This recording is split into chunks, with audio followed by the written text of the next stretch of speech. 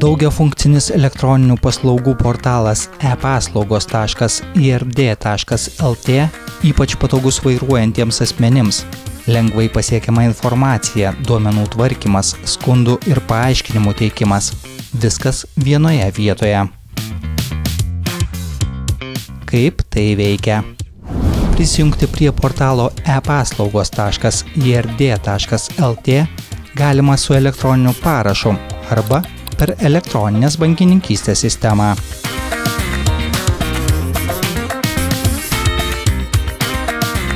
Asmeninėje paskyroje matysite visus savo ar su jums priklausančią transporto priemonę padarytus administracinius nusižengimus.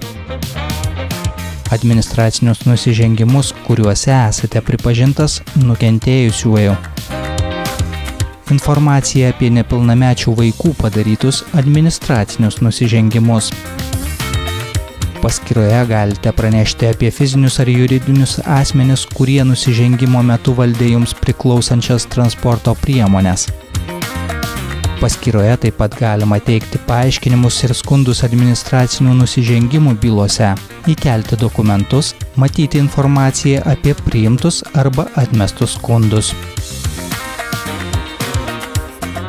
Jūsų pateikta informacija talpinama administracinių nusižengimų registre prie atitinkamos administracinio nusižengimo bylos ir yra matoma tiriančio ar nagrinėjančio pareigūno. Todėl papildomai teikti informacijos jokiais kitais būdais – elektroniniu paštu, atvykus į įstaigą ar telefonu – nereikia. Elektroninių paslaugų portale informacija apie padarytus nusižengimus pasiekiama ir valdoma paprastai ir greitai. Prisijungti prie paskyros galima bet kuriuo paros metu, 7 dienas per savaitę.